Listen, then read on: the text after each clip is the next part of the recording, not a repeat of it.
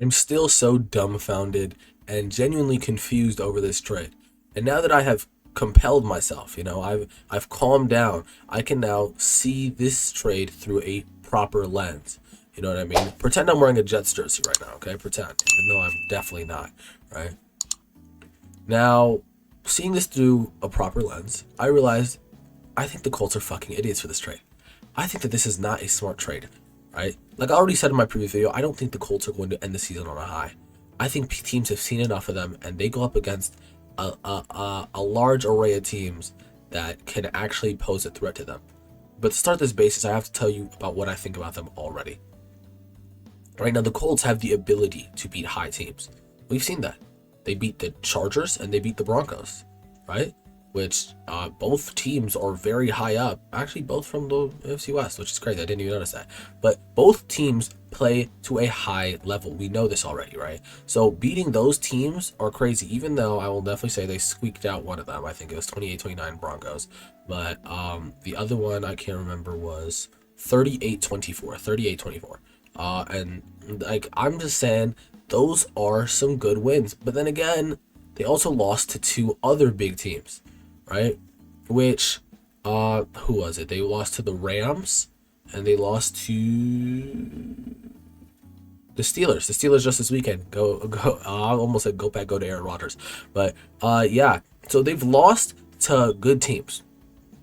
They're 2-2 if we count good teams. The other teams, I'm not gonna regard the Titans. I'm not gonna regard the Raiders. You know what I mean? I'm not gonna regard these guys because they're just not good. So when I look at these, I see that a solid team could take them out at any time.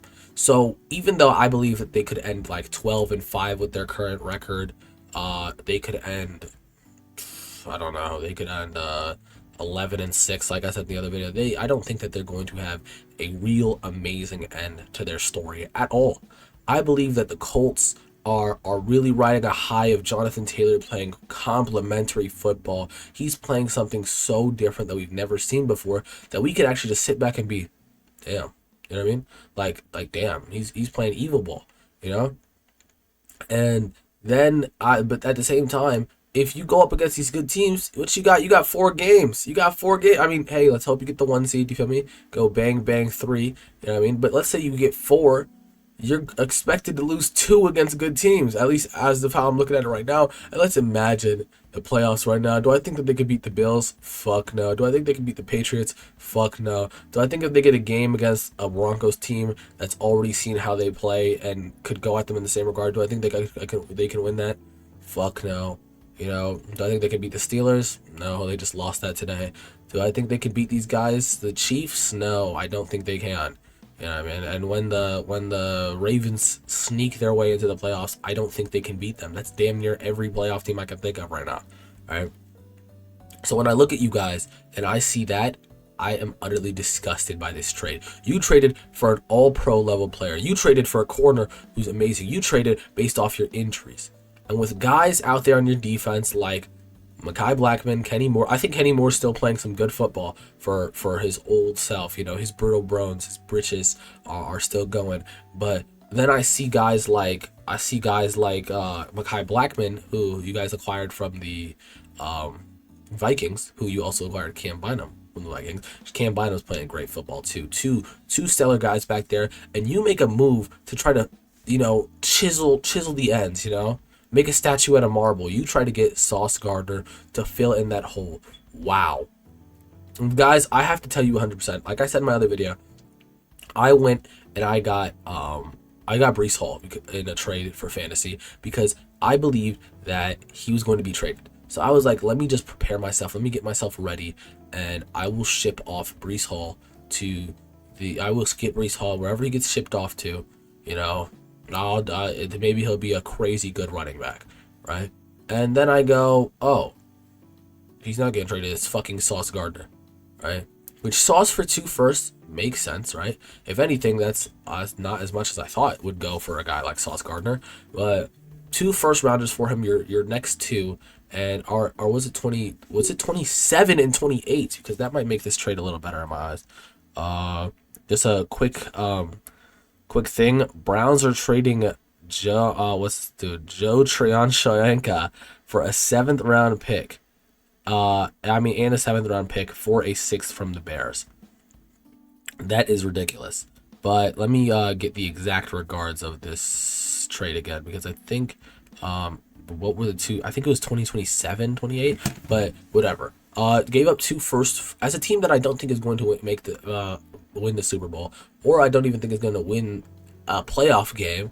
That's profound that you would trade something like that for a guy like Sauce Gardner, a defensive position, which obviously means a lot. But if you think your offense is so true and tried that they can do this, that Daniel Jones, Jonathan Taylor, and all your young receivers could do this.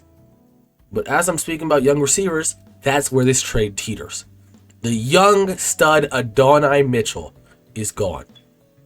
Adonai Mitchell is sent to the Jets also. I don't think you guys understand how devastating this is. Adonai Mitchell is so good. Adonai Mitchell was a deep ball merchant who was playing lights out football, who he would have those deep ball plays, but the reason he could only show these on small accounts is because he had fucking Anthony Richardson and Mason Rudolph last year. You know what I mean? He didn't even let me even pull up his stat sheet from this year. Let me see what his stat sheet looks like. God, fix your posture, kid.